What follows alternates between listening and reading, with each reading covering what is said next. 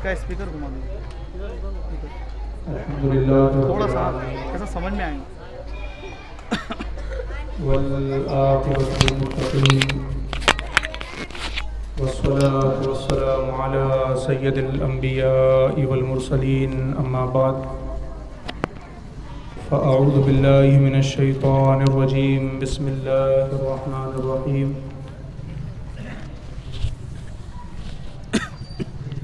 इन्नल्लाह व मलाइकतहु युसल्लूना अलन नबी या अय्युहल्लज़ीना आमनू सल्लु अलैहि व सल्लिमू तस्लीमा अल्लाहुम्मा सल्लि अला सय्यदिना व शफ़ीअना व हबीबना व मौलाना मुहम्मदिन व बारिक व सल्लिम सलातन व सलामन अलैका या रसूलल्लाह सल्लल्लाहु तआला अलैहि व सल्लम। गौसे आदम बमने बेसरो सामा मददे क़िबले दी मददे काबे ईमा मददे बगरदाबे बला उफ्ताद कश्ती ज़ईफ़ानो शकिश्ता रात पुश्ती बहक़े ख़ाजे उस्मान हारून मदद कुन या मुईनुद्दीन चिश्ती मदद कुन या मुईनुद्दीन चिश्ती मदद कुन या मुईनुद्दीन चिश्ती। मिंबर रसूल पर जलवा फरमा ब्रादर अज़ीज़ ख़तीब व इमाम मस्जिद हाज़ा हज़रत मौलाना हाफ़िज़ व क़ारी अशरफ रज़ा क़ादरी साहब, स्टेज पर दिगर मेहमानान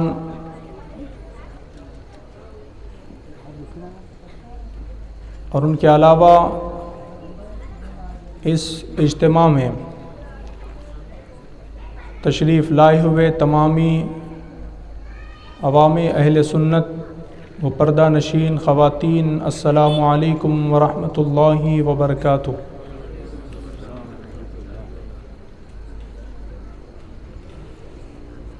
अल्लाह तबारक व तआला ने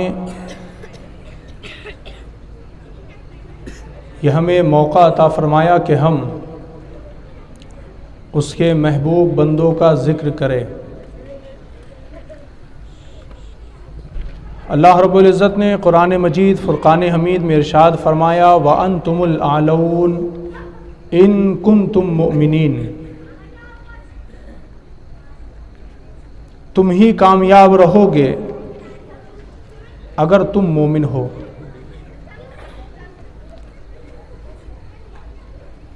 मैं चाहता हूँ कि आप हज़रात बेदारी के साथ कुछ देर की गुफ्तगू को समाअत करें। सभी हज़रात अपना हाथ उठाए और उठाकर कहे या रसूल अल्लाह, बुलंद आवाज़ से कहे या रसूल अल्लाह। नारे हैदरी, नारे हैदरी।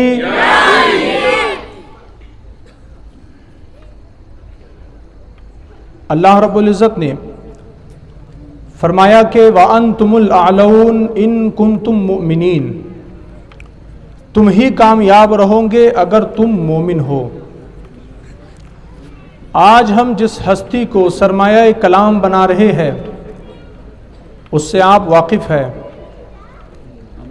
उस शख्सियत और ज़ात का नाम है शेर मैसूर हज़रत टीपू सुल्तान फ़तेह अली ख़ान रहमतुल्लाह अलैह।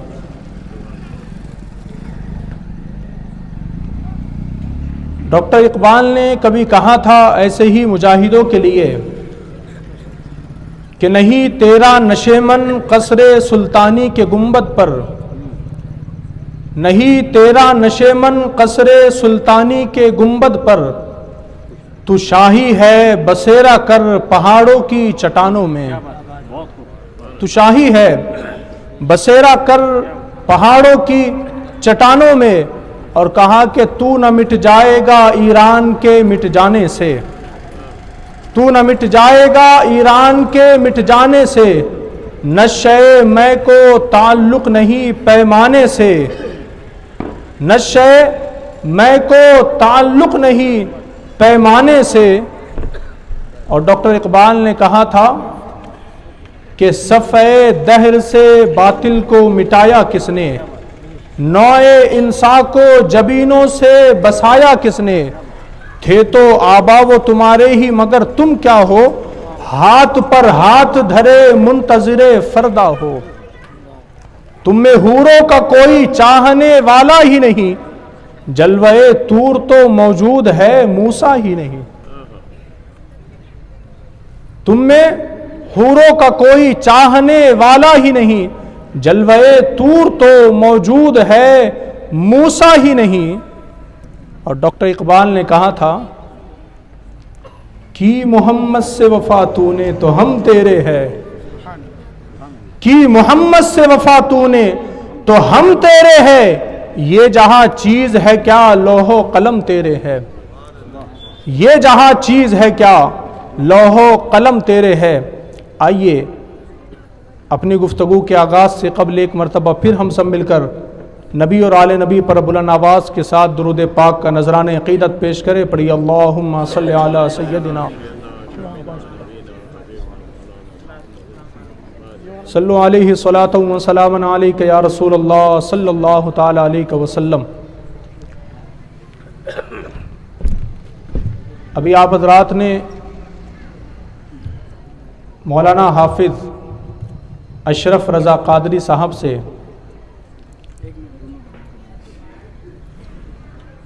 سنا وہ شعر جسے وہ پڑھ رہے تھے کہ کوئی گل باقی رہے گا نہ چمن رہ جائے گا,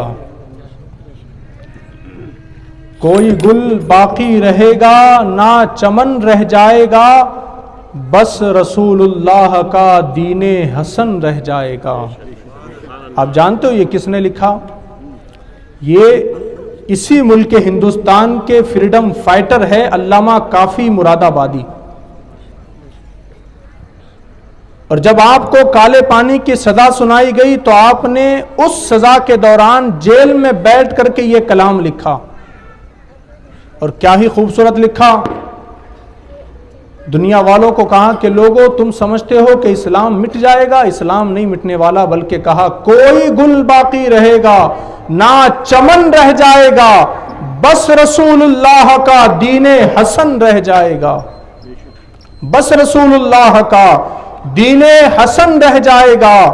اور نام شاہان جہاں مٹ جائیں گے لیکن یہاں, نام شاہان جہاں مٹ جائیں گے لیکن یہاں, حشر تک نام و نشان پنجتن رہ جائے گا.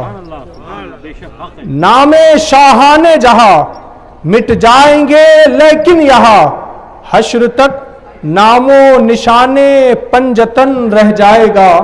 اور علامہ کافی مراد آبادی نے کہا جو پڑھے گا صاحب لولاک پر ہر دم درود, جو پڑھے گا صاحب لولاک پر ہر دم درود, آگ سے محفوظ اس کا تن بدن رہ جائے گا.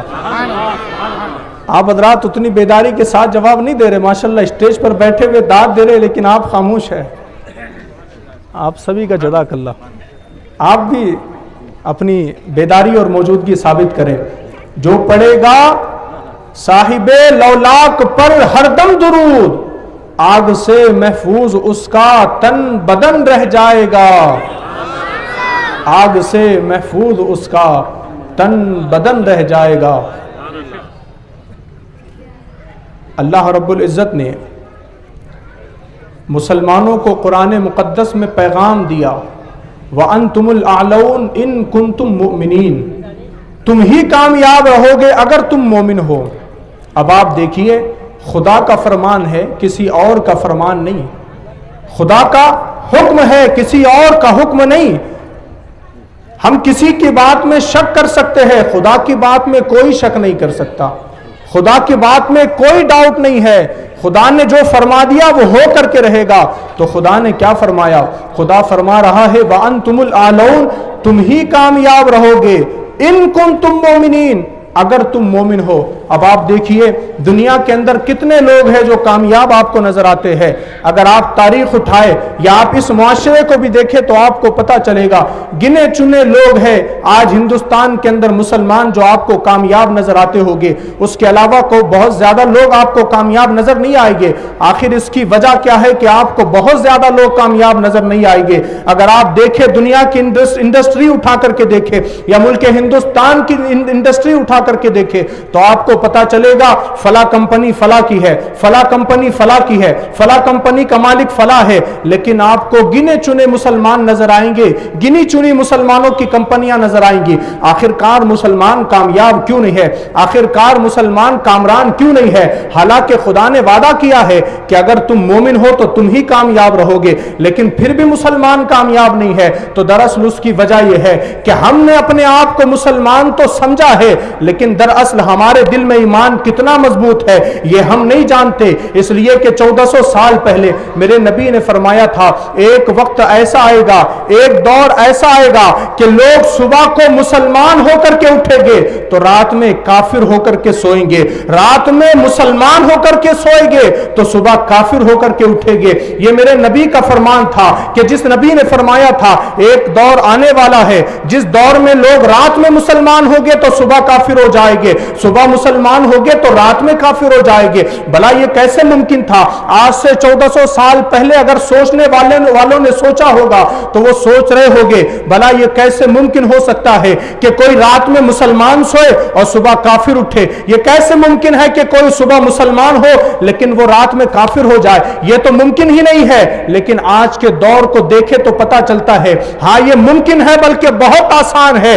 इसलिए कि अगर आप देखें तो आज हमारी जबानों पर ऐसे कलमात आपको नजर आएंगे जिन कलमात की बिना पर हम काफिर हो सकते हैं। आपको हमारे कानों में वो गाने भी सुनते हुए नजर आएंगे हमारे नौजवान जिन गानों को सुन करके वो इस्लाम से खारिज हो जाते हैं। लेकिन फिक्र किसे है इस्लाम की? फिक्र किसे है अपने ईमान की? फिक्र किसे है अपने जज्बा ईमान की? हमें किसी को फिक्र नहीं है, बल्कि हम अपनी जिंदगी यूं ही गुजार रहे हैं। अल्लाह ने फरमाया था तुम कामयाब होगे अगर तुम मोमिन हो। तो अपनी जिंदगी को उठा करके देखो, आपको पता चलेगा अगर आप कामयाब है, अगर आप कामयाब है तो समझ लेना कि आप मोमिन है, और अगर आप कामयाब नहीं है तो आप मोमिन नहीं है। कामयाबी में दुनिया की कामयाबी की बात नहीं कर रहा हूं, मैं आपको दुनिया की प्रॉपर्टी की कामयाबी की बात नहीं कर रहा हूं, बल्कि मैं जिस कामयाबी की बात कर रहा हूं वो ये है अगर आपके दिल में मोहब्बत रसूल है तो आप कामयाब है, अगर आपके दिल में अजमत कुरान है तो आप कामयाब है, अगर आपके दिल में खौफ खुदा है तो आप कामयाब है,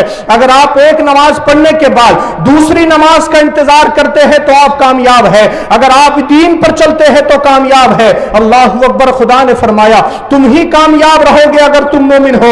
हम मोमिन बनकर के तो देखे, हम कामयाब होकर के रहेंगे। लेकिन हमारा मुआशरा क्या है? हमारे मुआशरे के अंदर क्या चल रहा है? जहां पर हमें इस मुआशरे के अंदर बड़े बड़े अल्लाह के वलियों को हमें फॉलो करना चाहिए था, उनके नक्शे कदम पर चलना चाहिए था, हमने उन वलियों के राह को छोड़ दिया।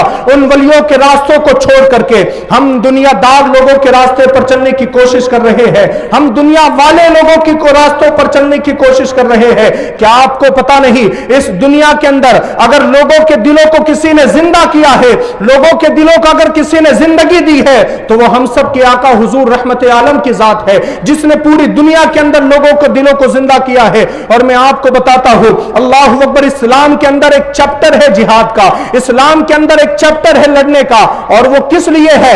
लोग समझते हैं जिहाद की बात करेंगे पता नहीं खून खराबा हो जाएगा। जिहाद खून खराबे का नाम नहीं है, बल्कि आओ इस्लाम को पढ़ो तो आपको पता चलेगा जिहाद किसी का गला काटने का नाम नहीं है, जिहाद किसी को दर्दनाक मौत की सजा सुनाने का नाम नहीं है, बल्कि जिहाद है किसका नाम? तो आप कुरान पढ़े तो आपको पता चलेगा जिहाद किसका नाम है। आओ मैं आपको बताना चाहता हूं जिहाद उसे कहते हैं इस्लाम हुक्म देता है अगर कहीं पर कोई जालिम जुल्म कर रहा हो तो उसके जुल्म को रोकना यह जिहाद है, अगर कोई मजलूम हो उसकी हिफाजत करना यह जिहाद है, अगर कोई रो रहा है तो उसके आंसुओं को पोंछना जिहाद है, अगर कोई इस्लाम के खिलाफ भौंक रहा है उसकी जबान को बंद करना जिहाद है, अगर कोई तुम्हारे मुल्क पर हमला कर रहा है अपने मुल्क को उसके हमले से बचाना यह जिहाद है।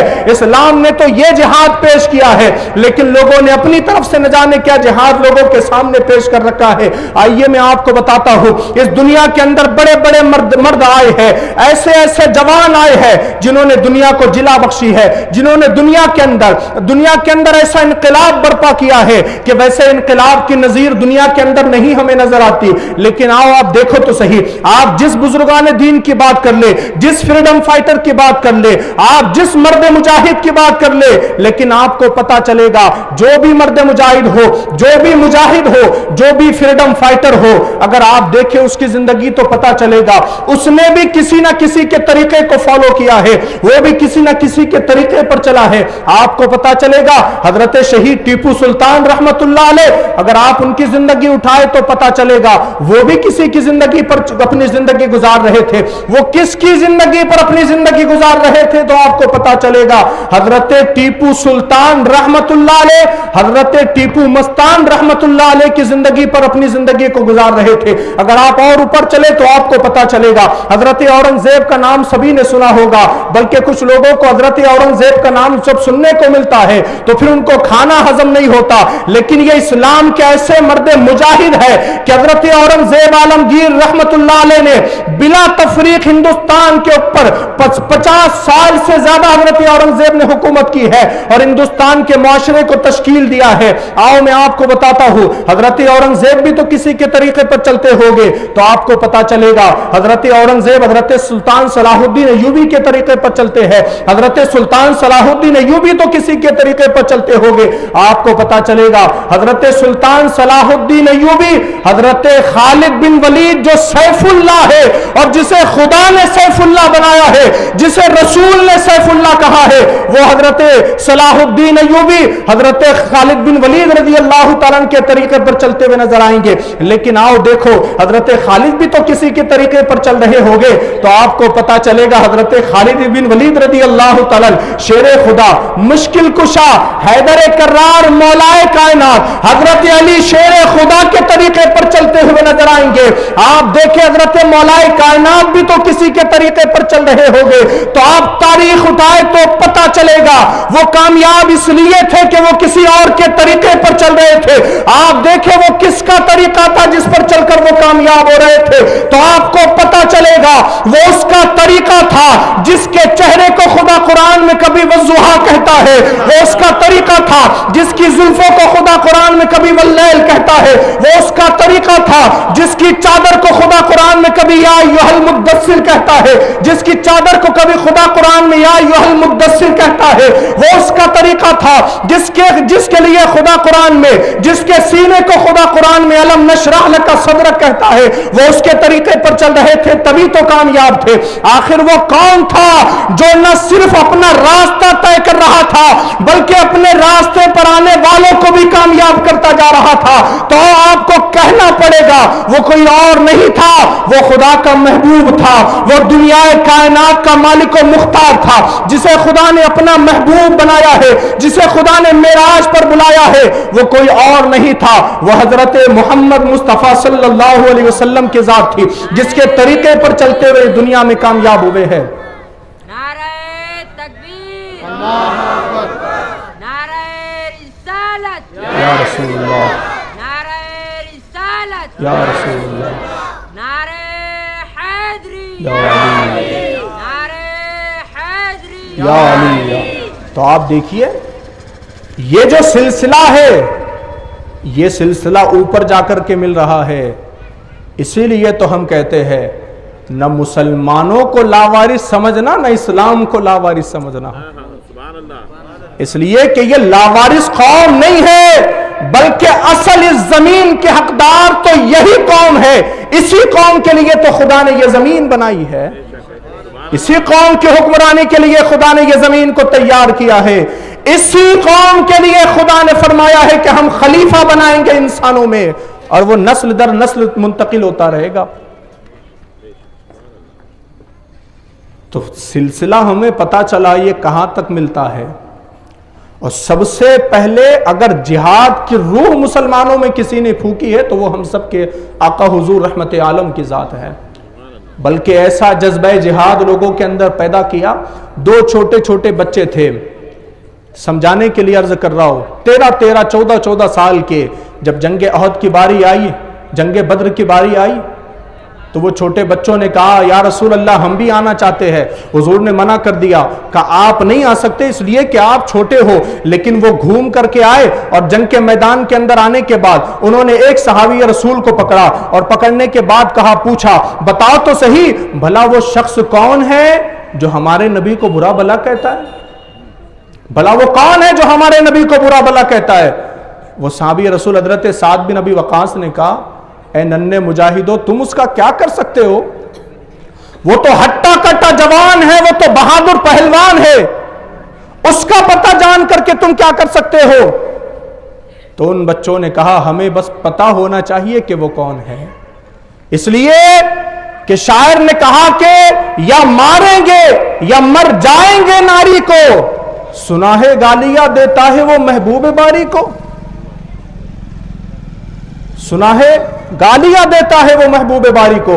ان بچوں نے سن رکھا تھا کہ کوئی ہے ابو جہل نام کا جو ہمارے نبی کو برا بھلا کہتا ہے. بچوں نے پتہ پوچھا، بتاؤ وہ کون ہے ظالم؟ سعد بن وقاص نے اشارہ کیا، کہا دیکھو وہ ہے، وہ جو جا رہا ہے نا وہی ہے. اور دونوں بچوں نے مل کر کے جب ابو جہل پر حملہ کیا تو ایسا حملہ کیا کہ ابو جہل کو زمین دوست کر دیا، ابو جہل کو خاک میں ملا دیا، حتیٰ کہ ایک بچے کا ہاتھ کی کلائی جو تھی وہ کٹ گئی تلوار کی وجہ سے، تو اس نے دوسرے ہاتھ سے اپنا ہاتھ پکڑ کے اس کو اس ہاتھ سے جدا کر دیا اور یہ کہا جو حضور رحمت عالم کی عزت پر پہرا دینے کے اندر رکاوٹ بنے گا میں اس ہاتھ ہی کو اپنے جسم سے دور کر دوں گا. یہ جذبہ کس نے پیدا کیا تھا؟ یہ جذبہ حضور رحمت عالم نے پیدا کیا تھا اسلام پر مر مٹنے کا. اسی لیے تو آپ دیکھیں یہ جو آپ تاریخ آپ کو نظر آتی ہے، ان تاریخوں کے اندر ان بزرگان دین نے، ان مرد مجاہدوں نے اگر اسلام کی حفاظت کے لیے اپنی قربانیاں دی ہے تو ان کی قربانیوں کو بھلا نہ دینا. اس لیے کہ اگر آج تم عالیشان مسجدیں بنا رہے ہو، انہی لوگوں کا صدقہ ہے کہ آج عالیشان مسجدیں بنا رہے ہو. اگر آج چھتوں کے نیچے نماز پڑھنا تمہیں نصیب ہو رہا ہے، انہی کا صدقہ ہے کہ تمہیں آج چھتوں کے نیچے نماز پڑھنا نصیب ہو رہا ہے. کھلے طور پر اگر تم اپنی عبادت کر پا رہے ہو، انہی مرد مجاہدوں کا صدقہ ہے. اس لیے کہ اگر انہوں نے قربانیاں نہ دی ہوتی تو آج ہم ترس رہے ہوتے مسجدوں کے لیے. اگر انہوں نے قربانیاں نہ دی ہوتی آج تڑپ رہے ہوتے کھلے طور پر اپنی عبادت کرنے کے لیے. ان کی قربانیوں کو یاد کرو، چاہے وہ خالد بن ولید ہو، چاہے وہ سلطان صلاح الدین ایوبی ہو، چاہے وہ محمد فاتح ہو، چاہے وہ طارق ابن زیاد ہو، یا جتنے اگر آپ دیکھیں تو ان تمام کی تاریخ اگر آپ اٹھا کر کے دیکھیں گے تو آپ کو پتا چلے گا یہ تمام وہ مرد مجاہد ہے جنہوں نے اسلام کے لیے قربانیاں دی ہے. جب یہ اسلام پھلا ہے، جب یہ اسلام پھیلا ہے. اللہ اکبر. آؤ میں آپ کو بتانے لگا تھا آخر کار حضرت ٹیپو سلطان کون ہے، حضرت ٹیپو سلطان کی زندگی کیا ہے. آج یہ انہی کے نام سے ہم نے جلسہ منسوب کیا ہے اور مجھے پتا چلا ہے، بڑا دل خوش ہوا. حالانکہ آپ کو تمام باتیں حضرت حافظ اشرف رضا قادری صاحب بتا چکے ہیں، لیکن بچوں کا جذبہ دیکھ کر اور آپ کے امام صاحب کی محنتوں کو دیکھ کر میں نے سوچا کہ ٹھیک ہے اگر میں گھر ایک دن لیٹ جاؤں گا تو ٹھیک ہے چلا جائے گا، لیکن جو بچوں نے اپنا جذبہ اسلام کے لیے پیش کیا ہے، ان بچوں نے جو اسلام کے لیے اپنا جذبہ پیش کیا ہے، اس جذبے کا احترام کرتے ہوئے ہمیں حاضر ہونا چاہیے. اللہ اکبر. حضرت ٹیپو سلطان کا جشن منانے کے لیے یہاں پر بیٹھے ہیں. کون ہے ٹیپو سلطان؟ حضرت ٹیپو سلطان کے بارے میں ایک بات آپ کو بتا دوں، حضرت ٹیپو سلطان کون سے خاندان سے تعلق رکھتے تھے؟ حضرت ٹیپو سلطان بنو قریش سے تعلق رکھتے تھے. بنو قریش کون ہے؟ یہ حضور کا خاندان ہے اور حضرت ٹیپو سلطان حضور ہی کے خاندان سے تعلق رکھتے ہیں. اب آپ سوچئے کہ جس کا تعلق اتنا مضبوط ہو، اگر وہ شیر خدا نہ ہو تو پھر کون ہو؟ اگر وہ شیر مسور نہ ہو تو کون ہو؟ اگر وہ شیر ہندوستان نہ ہو تو پھر کون ہو؟ اور آپ کو دلچسپی والی بات بتاتا ہوں، یہ تو آپ کے خاندان اور قبیلے کے تعلق سے میں نے بتایا، لیکن حضرت ٹیپو سلطان رحمت اللہ علیہ کے والد کا نام تھا حضرت حیدر. کیا نام تھا؟ حضرت حیدر. اور حضرت حیدر کے والد یعنی حضرت ٹیپو سلطان کے دادا کا نام کیا تھا؟ فتح علی خان. فتح علی خان.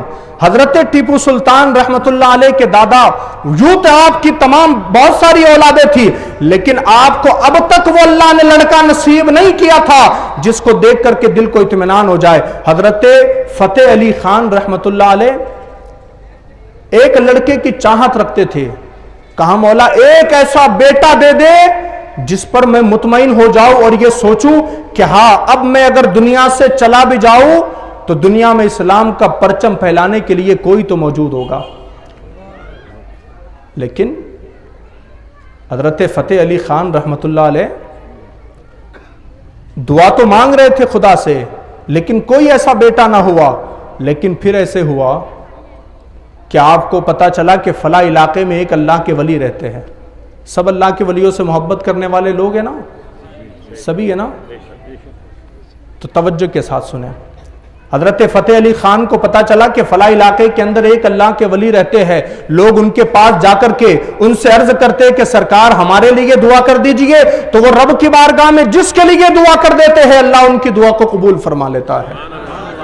پتا چلا کہاں چلو ٹھیک ہے ہم بھی جاتے، ایک نیک اور ایسی اولاد کے لیے دعا کرنے کے لیے جاتے ہیں جیسی ہم چاہتے ہیں۔ حضرت فتح علی خان رحمت اللہ علیہ پہنچے اس درویش کے پاس، اور جب پہنچے تو ان سے کہا سرکار اولاد تو بہت ہے لیکن ایک ایسی اولاد چاہتا ہوں کہ جس پر میرا دل مطمئن ہو جائے، میں جس اولاد کو ڈھونڈ رہا ہوں میری آنکھوں کو وہ اولاد مل جائے۔ کہا آپ رب العزت کی بارگاہ میں دعا کر دیجئے ایسی اولاد کے لیے۔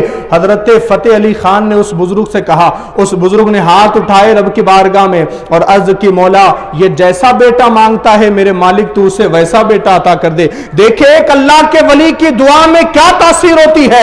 ادھر حضرت فتح علی کے لیے اس درویش نے دعا مانگی ہے، کچھ لمحے گزرے اور کچھ دن گزرے اور کچھ ساتھ گزرے کہ ادھر پتا چلا کہ حضرت فتح علی خان کی جو اہلیہ ہے وہ حمل سے ہے۔ اور جب لڑکا پیدا ہوا تو اب کنفیوژن تھی، اب اس کا نام رکھے تو کیا رکھے، اس کا نام رکھا جائے تو کیا نام رکھا جائے۔ لیکن پھر بعد میں دونوں کے اندر اتفاق ہوا میاں بیوی میں کہ ایسا کرتے ہیں اللہ نے جس کی دعا کے صدقے یہ اولاد دی ہے اسی درویش کے نام پر اس کا نام رکھ دیتے ہیں۔ تو اس درویش کا کیا نام تھا جس کے پاس یہ گئے تھے؟ اس درویش کا نام تھا حضرت حیدر مستان رحمت اللہ علیہ، جن کا مزار آج بھی وہاں پر موجود ہے۔ حضرت حیدر مستان رحمت اللہ علیہ کا انہی کے نام پر اس کا نام رکھ دیتے ہیں۔ تو یہ طے ہو گیا۔ تو حضرت فتح علی خان رحمت اللہ علیہ کو جب وہ اولاد ہوئی جس کی وہ تمنا کرتے تھے تو اس بچے کا نام رکھا گیا حضرت حیدر۔ اور چونکہ علی تو آپ کے نام خاندانی سے آپ کے نام کے آگے لگتا ہے تو پھر اس بچے کا نام ہو گیا حیدر علی۔ کیا نام ہو گیا؟ حیدر علی۔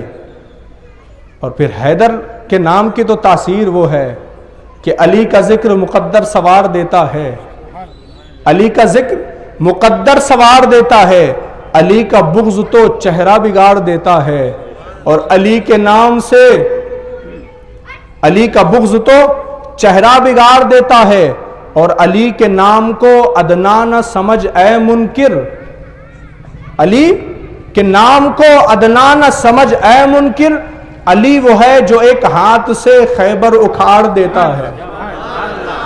تو جب نام یہ تھا تو اس کی برکتیں بھی ملنی تھی، تو نام رکھا گیا حیدر علی۔ جب جوان ہوئے تو پھر شادی کا معاملہ پیش آیا تو حضرت فتح علی خان نے سوچا میں اپنے بیٹے کی شادی کرا دوں، لیکن جب لڑکی ڈھونڈی گئی تو لڑکی بھی ایسی ڈھونڈی کہ حضرت حیدر کا جس لڑکی سے نکاح ہونے والا تھا اس لڑکی کا نام بھی فاطمہ تھا۔ کیا نام تھا؟ فاطمہ۔ اب حیدر کس کا لقب ہے؟ مولائے کائنات حضرت علی شیر خدا کا۔ اور فاطمہ کس کا نام ہے؟ مولائے کائنات کی زوجہ حضرت فاطمہ الزہرا رضی اللہ تعالیٰ عنہ کا۔ تو اب دیکھیں نسبت کیسی جڑی، نام حیدر رکھا اور جس سے نکاح ہوا اس لڑکی کا نام بھی فاطمہ تھا۔ تو اب آپ دیکھیے دنیا کے اندر وہ حیدر جیسا کوئی اور حیدر پیدا تو نہیں ہو سکتا، دنیا کے اندر وہ فاطمہ کی جیسی کوئی اور فاطمہ پیدا تو نہیں ہو سکتی، لیکن کوئی غلام حیدر تو ضرور پیدا ہو سکتا ہے، کوئی کنیز فاطمہ تو ضرور پیدا ہو سکتی ہے۔ اور جب حیدر اور فاطمہ کا ملن ہوتا ہے تو اب دنیا کے اندر کوئی حسین ابن علی تو پیدا نہیں ہو سکتا، لیکن غلام حسین ضرور پیدا ہو سکتا ہے۔ تو جب حضرت فتح علی خان کے بیٹے کا نکاح حضرت فاطمہ سے ہوا تو اب جب دونوں کی شادی ہو گئی تو اب پھر جو پیدا ہوا، کبھی وہ مولائے کائنات حضرت علی کے نام سے دشمن 40 میل دور بھی کانپا کرتے تھے، اور جب انہی کی نسبت سے نام والے کے ہاں لڑکا پیدا ہوا تو پھر حیدر اور فاطمہ کے وہاں ایسا لڑکا پیدا ہوا کہ اس حیدر کے نام سے تو کافر کانپا کرتے تھے، اس حیدر کے بیٹے کے نام سے تو انگریز کانپا کرتے تھے۔ تو جب وہ حضرت حیدر اور فاطمہ کے ہاں جب لڑکا پیدا ہوا تو یوں ہی پیدا نہیں ہوا بلکہ اولاد نہیں تھی، تو پریشان تھے اولاد کے لیے، کہا کیا کیا جائے؟ تو پھر پتا چلا ہمارے خاندان کی جو ریت ہے اس کو اپنایا جائے۔ کہا کیا ریت ہے؟ کہا جب اولاد کی تمنا ہو تو ہمارے خاندان کی ریت ہے کہ کسی اللہ کے ولی کے مزار پر چلے جاؤ، اللہ اولاد عطا فرما دے گا۔ تو حضرت حیدر اور فاطمہ نے بھی یہی کیا، کہا چلو فلاں بزرگ ہے جو مشہور ہے، جو کسی کے حق میں دعا کرتے ہیں تو اللہ قبول کر لیتا ہے، کہا چلو اس بزرگ کے پاس۔ جب گئے اس بزرگ کے پاس کہا دعا کر دیجئے کہ اللہ اولاد عطا کر دے۔ اس بزرگ نے کہا ٹھیک ہے میں دعا کر دیتا ہوں، اللہ اولاد عطا کر دے گا، لیکن مجھے پتا چلا ہے کہ اللہ ایسی اولاد عطا کرے گا کہ پوری دنیا میں اس کی شہرت ہوگی۔ جب حضرت حیدر اور فاطمہ کے ہاں لڑکا پیدا ہوا تو پھر تکرار ہوا، کہا نام کیا رکھا جائے؟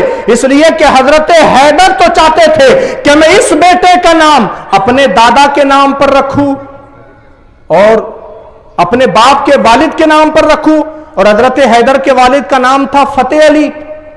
حضرت حیدر تو چاہتے تھے پیدا ہونے والے بچے کا نام میں اپنے والد کے نام پر رکھوں، فتح علی، لیکن حضرت جو فاطمہ تھی وہ چاہتی تھی کہ نہیں، اس کا نام آپ کے والد کے نام پر نہیں رکھا جائے گا بلکہ اس کا نام اسی بزرگ کے نام پر رکھا جائے گا جس کی دعا سے اللہ نے یہ عطا کیا ہے۔ کہا ٹھیک ہے، پھر دونوں میں صلح ہوئی، بات ہوئی، کہا طے ہو گیا، اتفاق ہو گیا، کہا ٹھیک ہے اس بچے کا نام ٹیپو ہوگا، اس لیے کہ وہ جس درویش کے پاس جا کر کے انہوں نے دعا کرائی تھی اس درویش کا نام تھا حضرت ٹیپو مستان۔ حضرت ٹیپو مستان اس درویش کا نام تھا۔ کہا چلو اس درویش کے نام پر اس کا نام رکھ لیتے ہیں، کہا اس کا نام ٹیپو رکھ لیتے ہیں، لیکن باپ کی خواہش تھی کہا میرے والد کے نام پر بھی اس کا نام رکھا جائے، تو پھر دونوں کو ملا کر بنایا گیا شیر میسور ٹیپو سلطان فتح علی خان رحمت اللہ علیہ۔ اور یہ جب نام ملا تو ٹیپو فتح علی خان ہوا۔ اور پھر جب یہ بچہ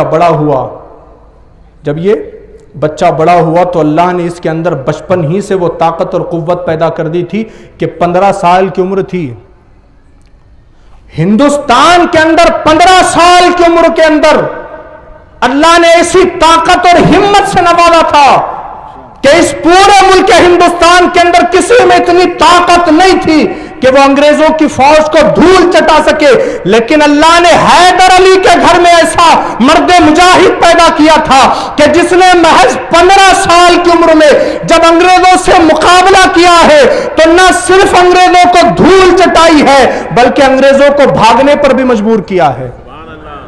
15 سال کی عمر میں پہلی جنگ لڑی، اور وہ جنگ کا حال یہ تھا کہ اس 15 سال کی عمر میں انگریزوں کو دھول چٹائی، شکست دی اور بھاگنے پر مجبور کیا۔ جب فتح یابی کے ساتھ حضرت ٹیپو سلطان شہید رحمت اللہ علیہ واپس آئے تو ماں باپ بڑے خوش ہوئے، کہا ہمارا بیٹا بڑا کامیاب ہے، میں جو عرض کر رہا تھا نا، خدا نے کہا وَأَنْتُمُ الْأَعْلَوْنَ، تم ہی کامیاب رہو گے، بشرطے کہ ان کنتم مومنین، اگر تم مومن ہو۔ تو وہ مومن کی نشانی ٹیپو سلطان کے اندر پائی جا رہی تھی، اسی لیے تو آپ دیکھیں وہ 15 سال کی عمر میں کامیاب ہو چکے تھے، ہماری عمریں 30 سال ہو چکی ہے، ہم 40 کے ہو چکے ہیں، لیکن کامیاب نہیں ہے، اس لیے کہ مضبوط مومن نہیں ہے، مضبوط مومن نہیں ہے۔ اگر مضبوط مومن ہوتے تو ہم بھی کامیاب ہوتے۔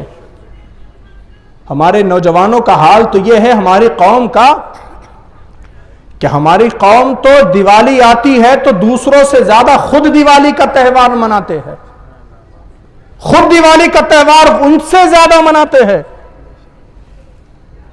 اب تو پالیشن کی وجہ سے ان لوگوں نے بھی یہ ارادہ کیا کہ اب سے ہم کم پٹاخے جلائیں گے، جن پٹاخوں سے کم پالیشن ہوگا ہم وہی پٹاخے جلائیں گے۔ تو اب تو انہوں نے ارادہ کیا کہ ہم کم جلائیں گے تاکہ پالیشن کم پھیلے۔ تو اب ان کا تہوار ہونے کے بعد وہ اپنی دیوالی میں ایک سرسری اور انار جلا کر دیوالی ختم کر دے رہے، لیکن ہمارا پٹھا راکٹ لگا رہا، ایٹم بم لگا رہا، ستلی بم، اور اب تو نیا رواج ہے ہاتھ میں ستلی بم پھوڑنے کا۔ وہ جس کا تہوار تھا انہوں نے منانا چھوڑ دیا، لیکن جس کا کچھ بھی نہیں تھا، حتیٰ کہ آپ کو میں بتانا چاہتا ہوں مفتیان کرام کا فتویٰ ہے کہ کسی اور تہوار کی، کسی اور مذہب کے تہوار کی مبارکباد دینا بھی حرام ہے۔ جب اس تہوار کی مبارکباد دینا حرام ہے تو وہ پورا تہوار تو آپ گھر میں لے کر کے آئے ہو۔ بچے نے ضد کیا، ٹھیک ہے آج پٹاخے لے کر آ جائیں گے، بچی نے ضد کی، ٹھیک ہے آج پٹاخے لے کر کے آ جائیں گے، راکٹ لے کر کے آ جائیں گے۔ ہم کو اسلام کا خیال کہا، ہم کو دین کی طرف کہا، کیا ہم مومن ہیں؟ وہ اسلام کے لیے تو اپنا سب کچھ قربان کر دیتے تھے، لیکن ہم اسلام کے لیے ہم نے دیا ہی کیا ہے، قربان ہی کیا ہے؟ وہ اسلام کے لیے اپنا گھر بار سب کچھ چھوڑ دیتے تھے، اسلام کے لیے اپنے خون کے آخری قطرے تک کو قربان کر دیتے تھے، لیکن ہم نے اسلام کے لیے کیا کیا؟ خیر چھوڑے، اسلام کے لیے اگر کچھ نہ کیا کم از کم یہ تو دیکھے کیا ہم نے اپنے لیے کچھ کیا؟ ہم نے اپنے لیے بھی کچھ نہیں کیا، ہم نے اپنی آخرت بھی نہیں بنائی ہے بلکہ اپنی آخرت کو خراب کیا ہے۔ ورنہ ان کی قربانیوں کو دیکھے، ان صحابہ کے جذبوں کو دیکھے تو آپ کو پتا چلے گا ان کے اندر وہ جذبہ ایمانی ایسا موجود تھا۔ آپ نے ایک نام تو سنا ہوگا، حضرت سلمان فارسی۔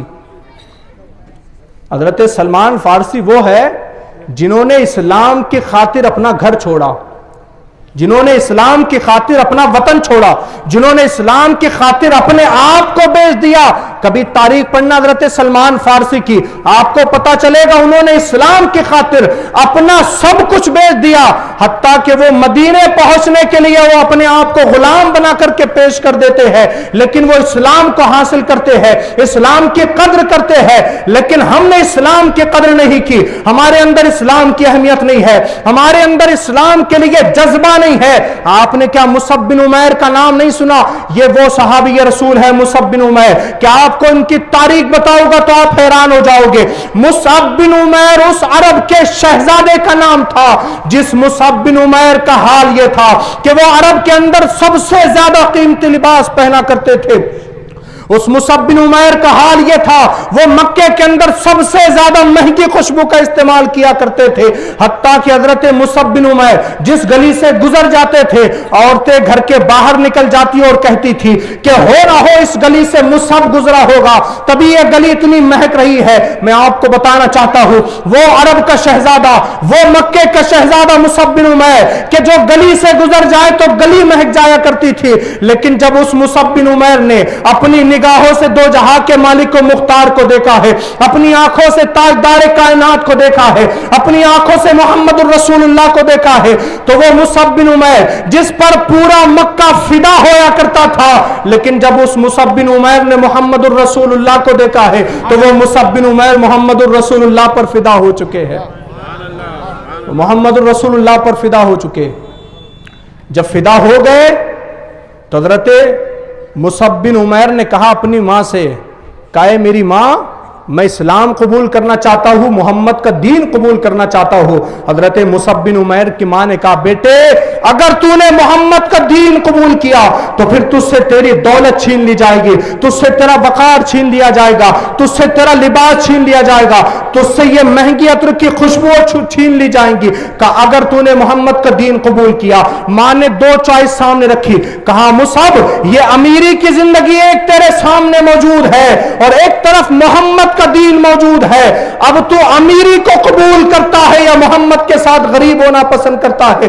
مصعب بن عمیر نے کہا اے میری ماں میں دنیا کے اندر یہ پسند کروں گا کہ مصعب سے اس کے کپڑے چھین لیے جائے, میں یہ پسند کروں گا کہ مصعب سے اس کی روح چھین لی جائے, میں یہ پسند کروں گا کہ مصعب سے اس کا جسم چھین لیا جائے, اس کو قتل کر دیا جائے, لیکن یہ کبھی پسند نہیں کروں گا کہ مصعب کا دامن محمد کے دامن سے دور کر دیا جائے. کہ میں دنیا کی امیری محمد کے قدموں پر قربان کرتا ہوں. جب حضرت مصعب بن عمیر جب گھر چھوڑ دیا, دولت شہرت سب چھوڑ دی, اب ماں نے لباس چھین لیا اور ماں نے کہا مصعب جو تم نے بدن پر لباس پہنا ہے وہ بھی اتارو, وہ بھی ہمارا ہے. یہ مصعب بن عمیر برہنہ ہے, اب ان کے پاس کوئی لباس نہیں, لوگ دیکھ کر حیران ہے. کہا یہ مصعب برہنہ کا جو سب سے قیمتی لباس پہنا کرتا تھا وہ برہنہ کیسے ہے؟ تو لوگوں میں پھیلنے لگا کہ یہ برہنہ اس لیے ہو گیا اس لیے کہ اس نے محمد کا دین قبول کر لیا. تو لوگ کہنے لگے مذاق کے طور پر دیکھو جو محمد کا دین قبول کرے گا وہ فقیر ہو جائے گا, مسکین ہو جائے گا. تو مصعب بن عمیر نے اپنا ہاتھ اٹھا کر کے کہا لوگو تم کیا سمجھتے ہو اگر مصعب کے پاس بدن پر لباس نہیں ہے تو مصعب کو فقیر نہ سمجھنا, بلکہ میں نے محمد کی غلامی قبول کر کے خدا سے کائنات کا سودا کر لیا ہے. کہا تم کیا سمجھتے ہو محمد کے در کے غلام فقیر ہے؟ کہا نہیں, جو محمد کے در کا غلام بن جاتا ہے اللہ اس کو امیر بنا دیا کرتا ہے. جب وہی مصعب برہنہ تھے اور انہوں نے دیکھا رسول کی بارگاہ میں حاضر ہونا ہے, کہا کیسے حاضر ہو گئے, ایسے تو نہیں ہو سکتے. آپ نے ٹاٹ اٹھایا, اس کا لباس بنایا اور پھر ہمارے جسم پر بٹن بھی تو ہوتے کپڑے کو. حضرت مصعب بن عمیر نے کیا کیا, کانٹوں دار درخت کے پاس گئے, اس کے کانٹے توڑے اور اس لباس کے اندر آپ نے وہ کانٹے لگائے پیون کے اندر, اور آپ نے اس لباس کو اس طرح سے پہنا اور پھر حضور کی بارگاہ میں حاضر ہوئے. آپ دیکھیے جب حضرت مصعب بن عمیر اس انداز میں حضور کی بارگاہ میں حاضر ہوئے ٹاٹ کے لباس میں, تو حضور کی آنکھوں میں آنسو آ گئے. کہا مصعب تمہارا یہ کیا حال ہو گیا؟ تو مصعب بن عمیر نے جھومتے ہوئے کہا یا رسول اللہ مجھے چوائس دی گئی تھی, کہ میرے سامنے دو راستے تھے. کہا بتاؤ کون سے؟ کہ ایک یا تو امیری چنتا یا تو محمد کا دین چنتا, دو راستے تھے. تو میرے نبی نے کہا مصعب مجھے یقین ہے تم نے میرا ہی دین چنا ہوگا.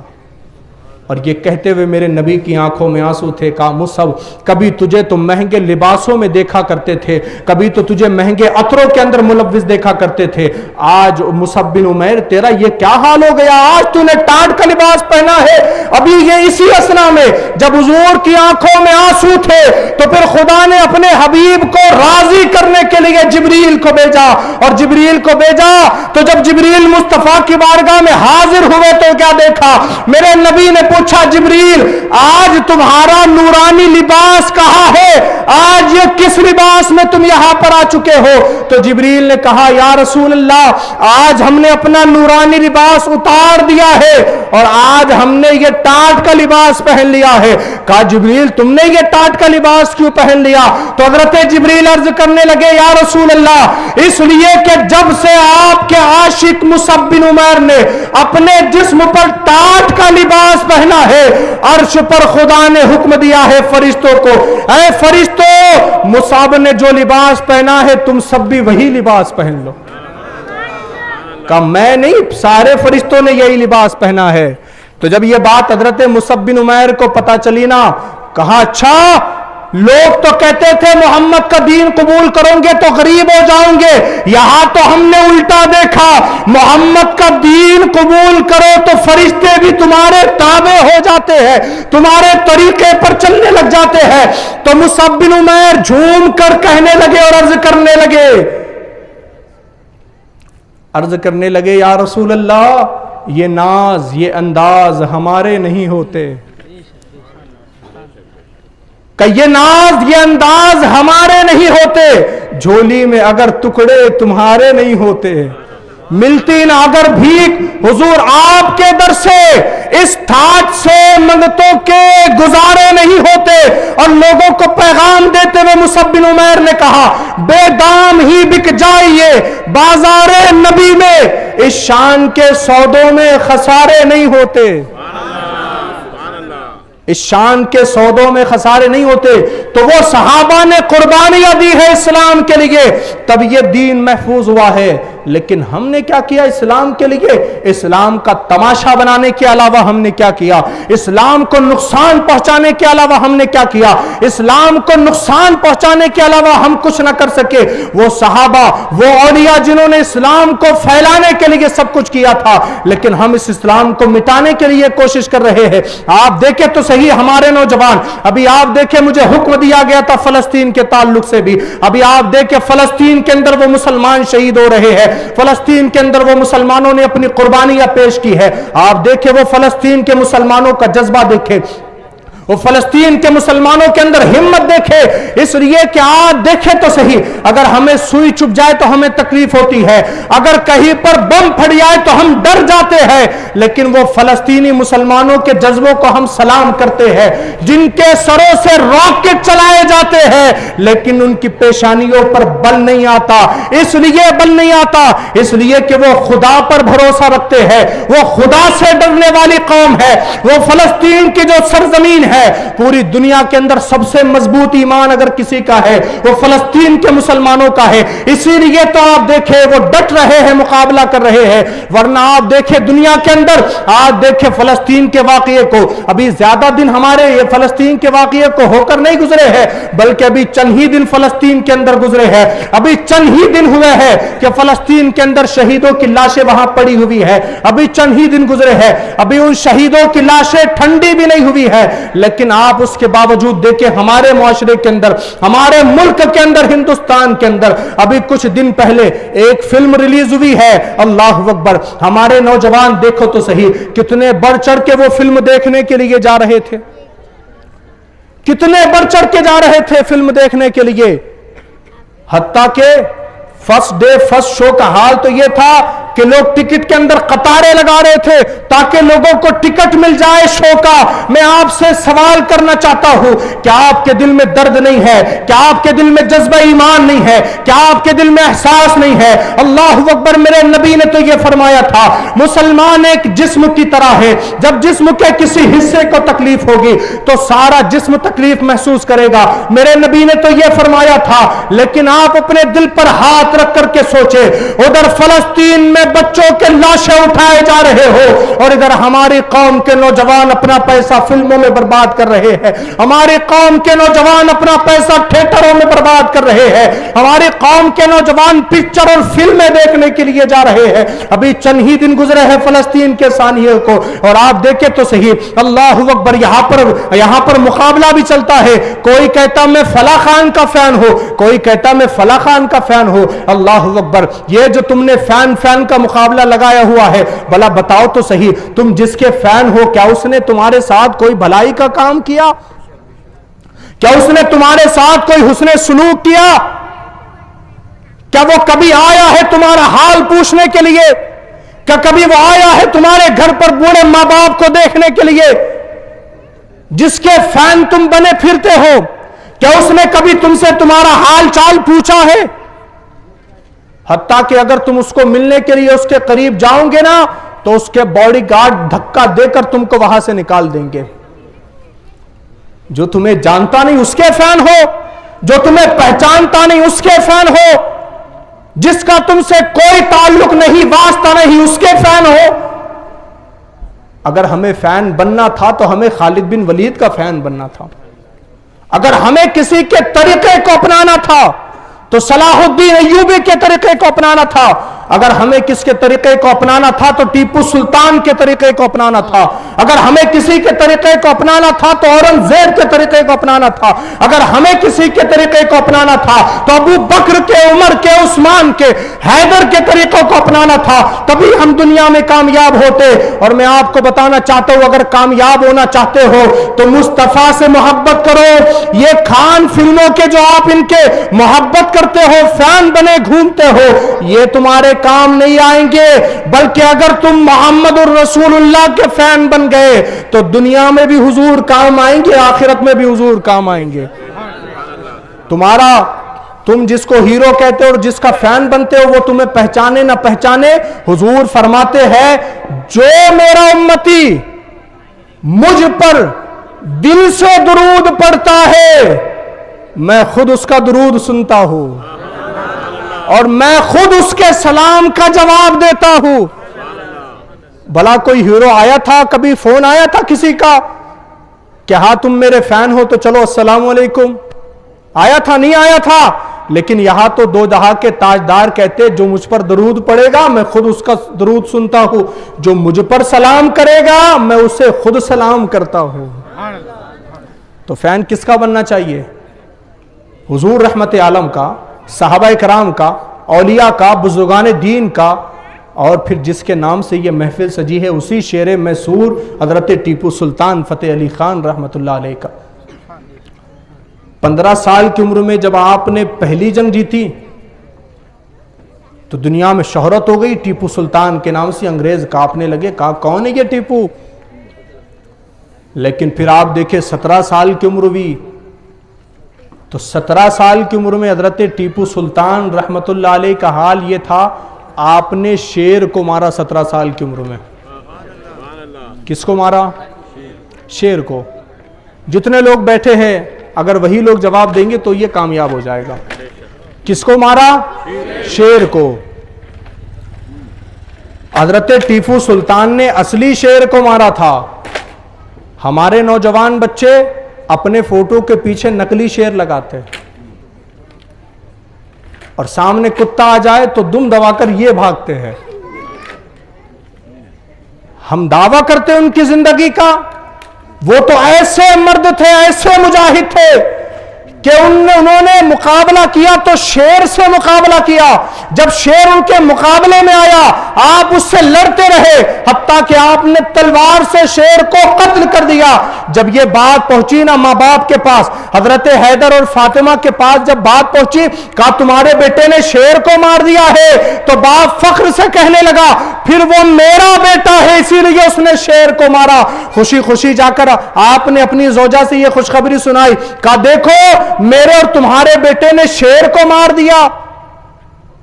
تو حضرت فاطمہ کہنے لگی کہ آؤ سنو تمہیں ایک راز کی بات بتاتی ہوں۔ کہا بتاؤ۔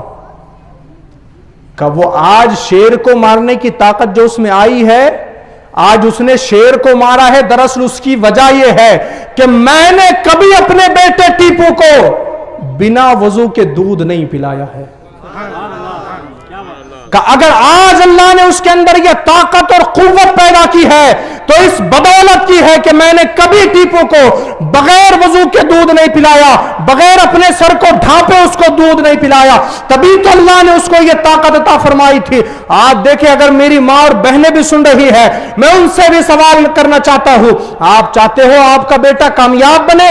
کب بنے گا وہ کامیاب؟ اس وقت بنے گا جب آپ خود اپنے طریقے کو درست کرو گے، جب آپ خود اپنے اعمال کو درست کرو گے، جب آپ اپنے بچے کو دودھ پلاؤں گے اور اپنے سر پر دوپٹہ رکھو گے، تو جب بچہ پیدا ہوگا بڑا ہوگا تو اس بچے کے سر سے کبھی ٹوپی نہیں ہٹے گی۔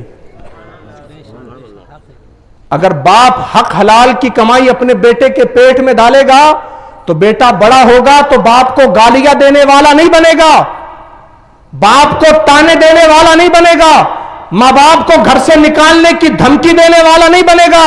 اگر باپ نے اولاد کو حلال کمائی کا لقمہ کھلایا ہوگا تو بیٹا کبھی غلام حسین بنے گا، بیٹا کبھی غلام غوث اعظم بنے گا، بیٹا کبھی غلام غریب نواز بنے گا، بیٹا کبھی غلام ٹیپو سلطان بنے گا۔ ہمیں اپنے طریقے کو درست کرنا چاہیے. تو ماں نے کہا میں نے کبھی بغیر دودھ کے اس کو بغیر وضو کے دودھ نہیں پلایا, تبھی تو اللہ نے یہ شان عطا کی ہے. یہ 17 سال کی عمر کا حال ہے آپ کا. اور پھر جیسے جیسے بڑے ہوتے رہے دنیا کے اندر آپ کا ایسا جذبہ, آپ کی نام کی ایسی دہشت دنیا کے اندر پھیلنے لگی کہ ہر کوئی کہتا کس سے مقابلہ کرنا ہے, کوئی کہتا ٹیپو سے, تو وہ اپنی تلوار سامنے رکھ دیتا اور کہتا تم ہی مقابلہ کرو ٹیپو سے, ہمارے بس کی نہیں ہے. اس لیے کہ یہ جو ٹیپو ہے دراصل اس کے والد کا نام ہے حیدر, اس کے والد کا نام ہے حیدر, اور حیدر کے گھر میں جو بچہ پیدا ہوا ہے وہ غلام حسین پیدا ہوا ہے. جب میرے آقا حسین کرب و بلا کے میدان میں تنے تنہا 22,000 یزیدیوں سے مقابلہ کر سکتے ہیں, تو پھر جو غلام حسین ہوگا بھلا کوئی انگریز اس کے مقابلے میں آ سکتا ہے؟ یہ تو دراصل دغا بازی آپ کے ساتھ کی گئی, دھوکہ آپ کے ساتھ کیا گیا. ورنہ ٹیپو سلطان کو شہید کرنے کی کسی میں اتنی طاقت نہیں تھی. کوئی ٹیپو سلطان کو کیسے شہید کر سکتا تھا؟ جب آپ شہید ہو گئے تو 3 دن تک تو انگریز ڈر کے مارے ان کے قریب نہیں جا سکے. جس کے شہید ہونے کے بعد اس کے ڈر کا یہ عالم ہے. تو اگر ساتھیوں نے دغا نہ کی ہوتی تو ٹیپو سلطان کو کون ہاتھ لگا سکتا تھا؟ ٹیپو سلطان کے تعلق سے لوگ کہتے ہیں کہ ٹیپو سلطان معاذ اللہ لٹیرے تھے. لوگ کہتے ہیں ٹیپو سلطان جو تھے وہ کسی اور قوم کا قتل کیا کرتے تھے. آؤ میں تمہیں بتاتا ہوں, ٹیپو سلطان ہی وہ تھے جو کئی مندروں کو سال میں کروڑوں روپے چندہ دیا کرتے تھے. حتیٰ کہ جب آپ کی فوج ایک علاقے میں پہنچی اور اس علاقے کو فتح کیا, اور اس علاقے کے اندر ایک مندر تھا, جب آپ کی فوج نے اس کو توڑ دیا, حضرت ٹیپو سلطان کو پتا چلا تو حضرت ٹیپو سلطان نے کئی لاکھ روپے دیے اور کہا کہ یہ مندر دوبارہ تعمیر کی جائے. آپ نے کہا تھا تم نے کسی کی روح پر حملہ کیا تو بچ سکتے ہو, کسی کے دھرم پر حملہ کیا تو نہیں بچ سکتے. یہ آپ کا قول ہے.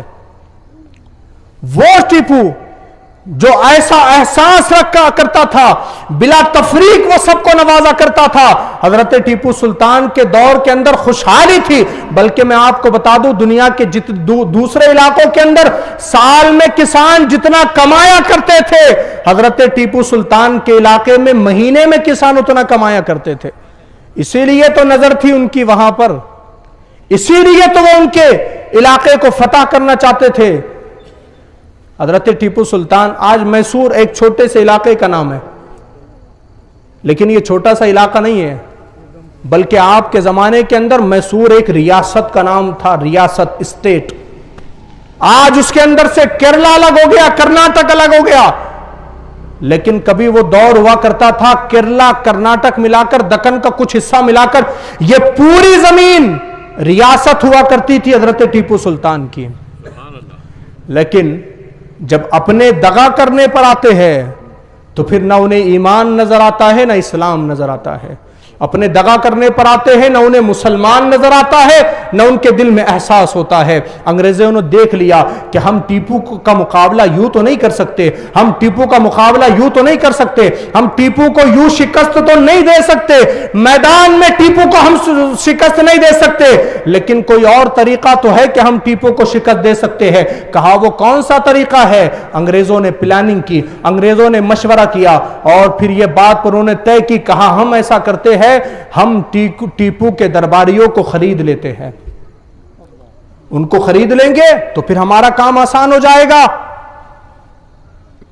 اور پھر اس کے بعد کئی رقم ان کو دی گئی اور ٹیپو کے اندر درباریوں کو خریدا گیا.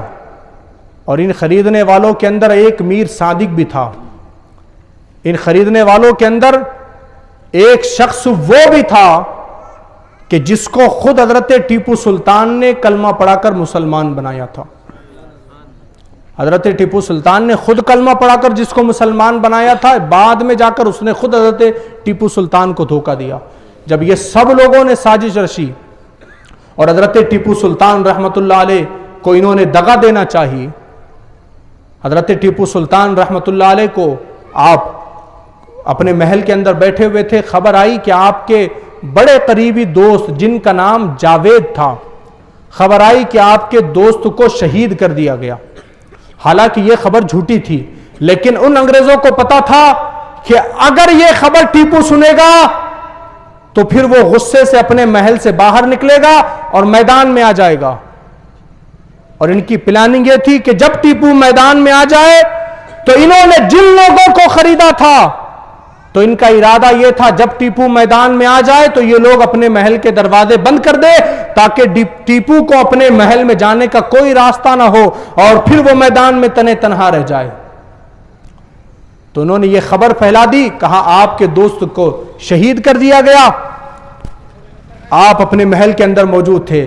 لیکن آؤ اس سے پہلے کی کہانی میں آپ کو بتاتا ہوں۔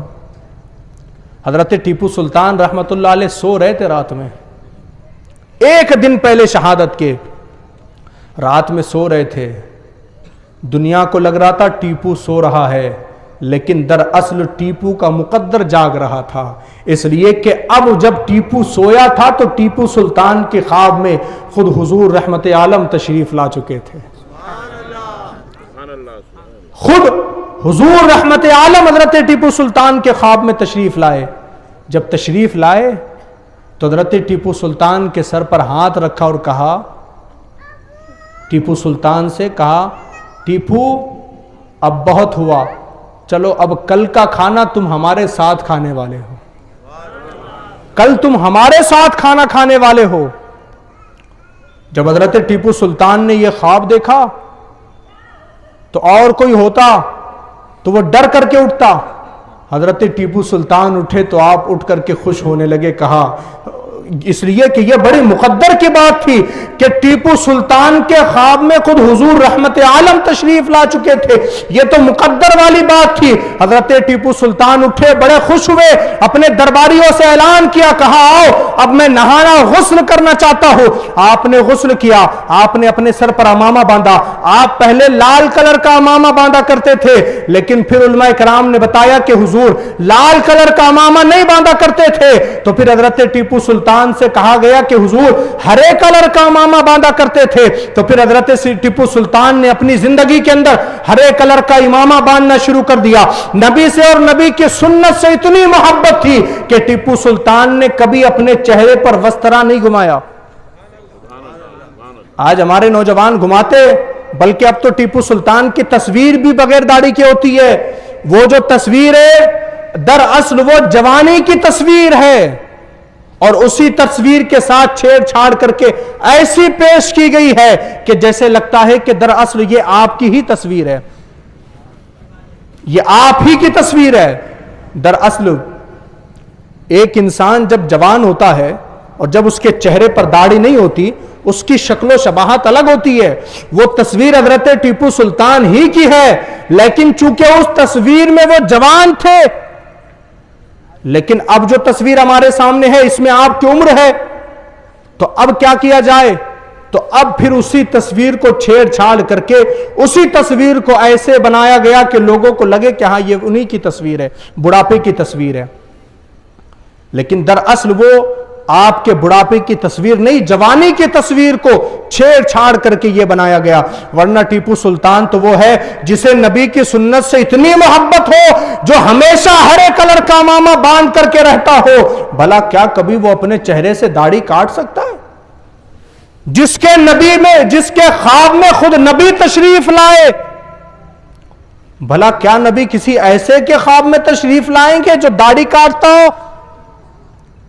نبی تو اس سے چہرہ پھیر لیتے ہیں جو داڑھی کو کاٹتا ہے۔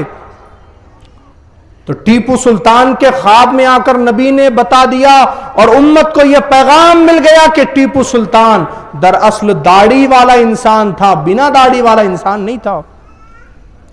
تو آپ نے غسل کیا، سر پر امامہ پہنا، اور پھر جب آپ اپنے سر پر امامہ باندھنے کی باری آئی تو شہر کے سب سے بڑے عالم کو بلایا، کہا آپ میرے سر پر امامہ باندھے۔ لوگ کہتے تھے ٹیپو سلطان سے، کہا یہ تیاری کیوں کر رہے ہو کہ جنگ پر جانا ہے؟ حضرت ٹیپو سلطان نے کہا جنگ بہت ہو چکی، اب ہمیں جنت میں جانا ہے۔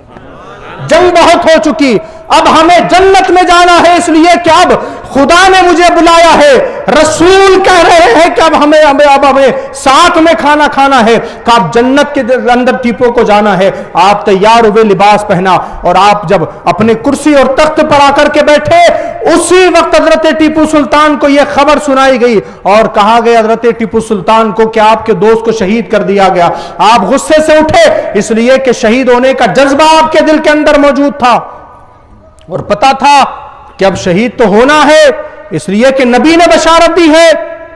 تو آپ اٹھے، غصے سے تلوار لی اور میدان کے اندر نکلے، انگریزوں کا مقابلہ کرتے رہے، حتیٰ کہ انگریزوں کا مقابلہ کرتے کرتے اللہ اکبر، حضرت ٹیپو سلطان نے انگریزوں کا ایسا مقابلہ کیا کہ انگریزوں کی لاشوں کی تعداد تو اس کے اندر نہیں بتائی گئی، لیکن البتہ جس دن یہ لڑائی ہوئی ہے اس دن شہر میسور کے اندر اللہ اکبر 12,000 لاشیں پڑی ہوئی تھی۔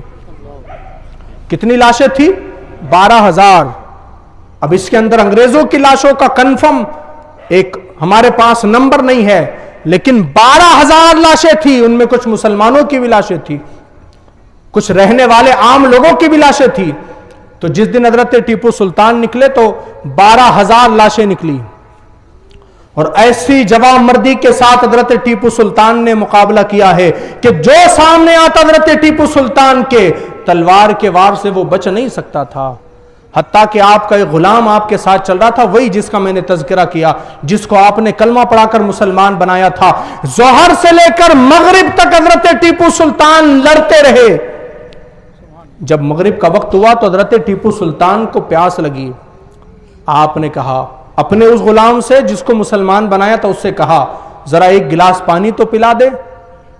اس نے ٹیپو سلطان کا حکم سنا اور سر کو نیچے کر لیا، حالانکہ پانی وہ پلا سکتا تھا لیکن سر نیچے کر لیا۔